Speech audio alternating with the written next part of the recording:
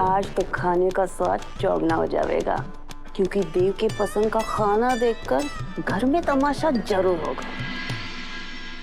ये सब तो दादा के पसंद का खाना है। ये किसने बनवाया है? अगर घर के किसी सदस्य का नाम, उसकी पहचान छीन ली जावे तो फिर उसकी पसंद की चीजें ना बनेगी के? और आज हमारा भी यो खाने का मन है, इसलिए बनवा लिया। मुझे सर्व मत कीजिएगा, मैं बाहर खा लूंगा। अभी हमारे घर के कुछ नियम हैं और सबसे पहला नियम ये है कि चाहे कुछ भी हो जाए, पूरा परिवार एक साथ बैठ के खाना खाएगा। पूरा परिवार? कहाँ है पूरा परिवार मासा? मेरे भाई सा और भाभी सा जब तक इस घर में वापस नहीं आ जाते ना, तब तक ये परिवार कभी पूरा परिवार नहीं कहलाएगा। जुबान पर लगाम दो और चुपचाप बैठ के खाना खाओ। माल है मासा, वहाँ पता नहीं दादा ने खाना खाया होगा नहीं खाया होगा, और हम यहाँ बैठ करके उनके पसंद का खाना खा रहे हैं। शर्म आनी चाहिए। कहाँ क्या हो रहा है उससे हमें कोई फर्क नहीं पड़ता। हमें सिर्फ उन लोगों से फर्क पड़ता है जो इस घर की छत के नीचे रहते हैं। इसीलिए अभी अपना तमाशा बंद करो और चुपचाप बैठकर खाना खाओ। ठीक है,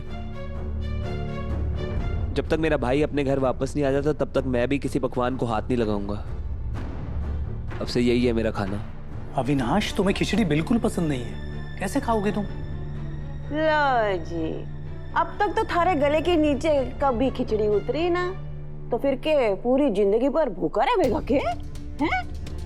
इस घर में ऐसी बहुत सारी चीजें हैं जो पहली बार हो रही हैं काकी सा।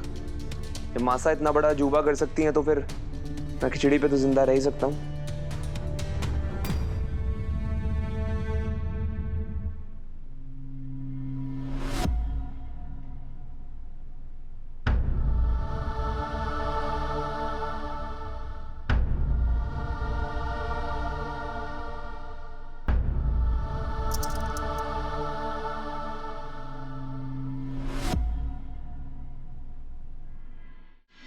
नहीं हूँ दादा, मैं आपको बता रहा हूँ, जब तक आप अपने घर वापस नहीं आते ना, तब तक मैं ये 56 भोग को त्याग दूंगा, कुछ भी नहीं खाऊंगा। सिर्फ खिचड़ी पे जिंदा रहूंगा मैं।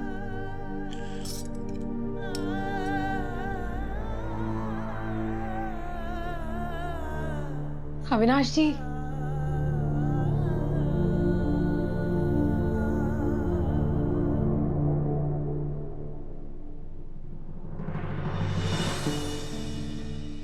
नहीं कर पा रहा अपने दादा के लिए मैं। ऐसा नहीं है। ऐसा ही है, इसलिए मैं खुद को सजा दूंगा, ये सारी खिचड़ी खाऊंगा। अविनाश जी, वो तो पता ही है दिव्या जी, मैं बचपन से कितना बदमाश हूँ। मैं जब भी कोई बदमाशी किया करता था ना, तो मासा मुझे सजा के तौर पे ना खिचड़ी खाने को देती थी, और दादा को पता था कि मुझे खिचड़ी खाना बिल्कुल भी पसंद नहीं है। दादा अपना स्वाद वाला खाना मेरे को दे दिया करते थे और मेरे से खिचड़ी खुद खा लिया करते थे। मेरी बदमाशियों के चक्कर में दादा ने इतनी खिचड़ी खाई कि खिचड़ी उनकी फेवरेट बन गई। और एक मैं हूँ जो उन्हीं के घर में उनको उनकी जगह नहीं दिलवा पा रहा। तो सजा तो मिलनी चाहिए ना मुझे। ऐसा बिल्कुल नहीं है, और मैं आपका दर्द समझती हूँ, लेकिन आपने वसु को जो वचन दिया है, उस वचन को निभाने की जिम्मेदारी भी तो आपकी है ना। जब तक भाईसा और वसु यहाँ वापस नहीं लौट आते, तब तक इस घर को, इस बिजनेस को और मासा को आप ही तो संभालेंगे। और उसके लिए आपको स्ट्रांग रहना है।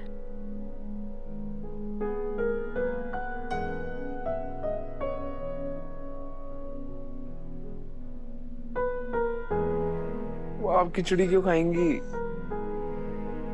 क्योंकि हम दोनों जन्म जन्म के साथी हैं। जो आपका रास्ता वही मेरा रास्ता। भूख लगी है अविनाश जी, जल्दी खिलाइए। पता है,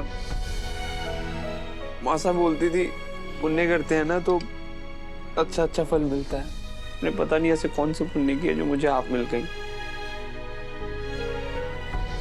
देखना, अब मैं प्रार्थना करूंगा भगवान से, बोलूंगा उनको कि जल्दी जल्दी सब कुछ ठीक कर दे। और हमारा परिवार फिर से एक साथ हो जाए। डोंट वरी अविनाश जी, बहुत जल्दी वो दिन आएगा।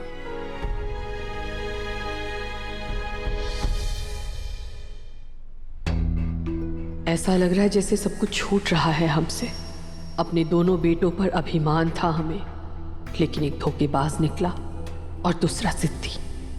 अपने ही घर में एक अजीब सी घुटन महसूस हो रही है हमें।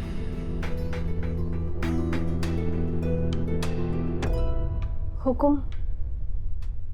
सावित्री, अभी यहां से जाओ, हमें कुछ भी कहने सुनने का मन नहीं है। माफी हुकुम, वो एक औरत आई है, वो आपसे मिलना चाहती है, कोई जरूरी बात है। हमने तुमसे कहा ना, अभी हमें किसी से नहीं मिलना। हुकुम, एक बार मिल लीजिए ना, बूढ़ी हैं, बहुत देर से इंतजार कर रही हैं आपका। ठीक है, उनसे कहो बैठने के लिए हम आ रहे हैं। जी हुकुम।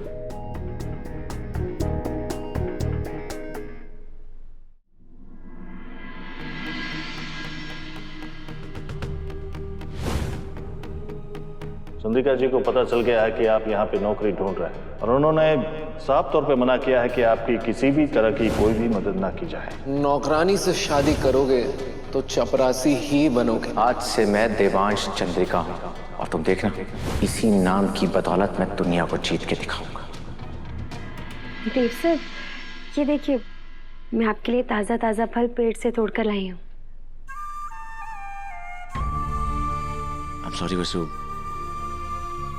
मैं एक नौकरी तक नहीं ढूंढ पाया, घर में 4 पैसे भी नहीं ला पाया, इसलिए आज हमारे पास कुछ खाने के लिए भी नहीं है।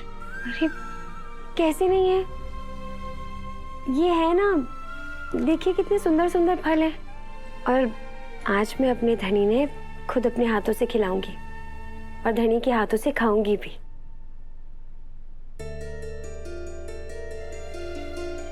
देव सर, दिल छोटा मत कीजिए। अगर आप हमारे साथ हैं ना, तो पानी भी अमृत समान है। और रही बात बुरे वक्त की, तो आज नहीं तो कल बुरा वक्त भी बीत जाएगा, क्योंकि भगवान कभी भी अच्छे लोगों के साथ बुरा नहीं होने देते। वसु, बस ऐसे ही मेरी हिम्मत बनी रहना, क्योंकि तुम्हारे सिवा मेरे पास और कुछ नहीं है।